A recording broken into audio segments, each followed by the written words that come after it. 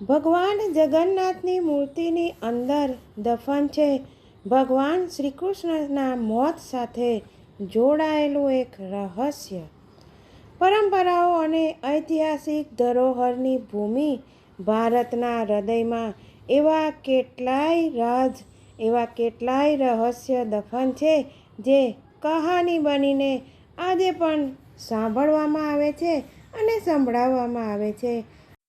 આજે આપણે ભગવાન જગન્નાથજીની મૂર્તિ અને ભગવાન શ્રી કૃષ્ણના મોત સાથે જોડાયેલા એવા જ એક રહસ્ય અને એ કહાનીથી તમને પરિચિત કરાવવા જઈ રહી છું.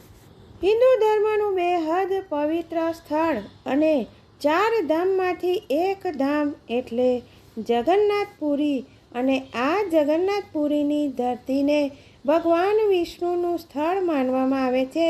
જગન્નાથ ભગવાન સાથે અને જગન્નાથ મંદિર સાથે જોડાયેલી એક બેહદ રહસ્યમય કહાની પ્રચલિત છે, જે અનુસાર મંદિરમાં મોજૂદ ભગવાન જગન્નાથજીની મૂર્તિની અંદર સ્વયં બ્રહ્માજી બિરાજમાન છે. આવો આ રહસ્યને સાંભળીએ.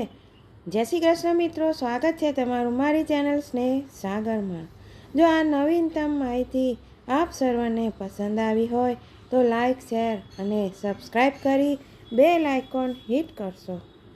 બ્રહ્માજી શ્રી કૃષ્ણના નશ્વર શરીરમાં બિરાજમાન હતા અને જ્યારે ભગવાન શ્રી કૃષ્ણનું મૃત્યુ થયું ત્યારે પાંડવોએ તેમના શરીરના દાહ સંસ્કાર કર્યા, પરંતુ ભગવાન શ્રી કૃષ્ણનું દિલ, એમનું પિંડ સળગતું રહ્યું અને ઈશ્વરના આદેશ અનુસાર એ પિંડને પાંડવોએ પાણીમાં પ્રવાહિત કરી દીધું અને આ પિંડ એક લઠ્ઠાના સ્વરૂપમાં આવી ગયું.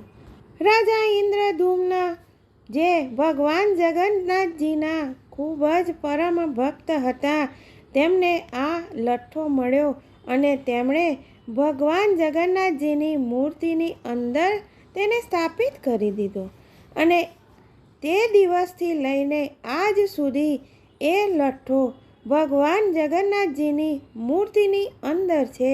દર 12 વર્ષના અંતરાલ બાદ જગન્નાથજીની મૂર્તિ બદલવામાં આવે છે, પરંતુ એ લઠ્ઠો એની અંદર જ રહે છે. છેને એક અચંબિત કરી દે તેવી વાત. આ લાકડીના લઠ્ઠામાંથી એક હેરાન કરવાવાળી વાત એ પણ છે કે આ મૂર્તિ દર 12 વર્ષે એકવાર બદલવામાં આવે છે, પરંતુ આજ સુધી એ લઠ્ઠાને કોઈએ જોયું પણ નથી અને મંદિરના પૂજારી જે આ મૂર્તિને બદલે છે તેમનું માનવું છે કે તેમની આંખો, એ સમયે તેમની આંખ ઉપર પટ્ટી બાંધવામાં આવે છે અને હાથ ઉપર કપડું ઢાંકી દેવામાં આવે છે અને જ્યારે તે બદલે ત્યારે તેઓ તેને જોઈ ન શકે અને તેને સ્પર્શ કરીને મહેસૂસ પણ ન કરી શકે. પૂજારીઓના મત અનુસાર આ લઠ્ઠો એટલો બધો સોફ્ટ છે કે માનો કે હાથમાં સસલું પકડ્યું હોય અને તે આપણા હાથમાં કૂદકા મારી રહ્યું હોય.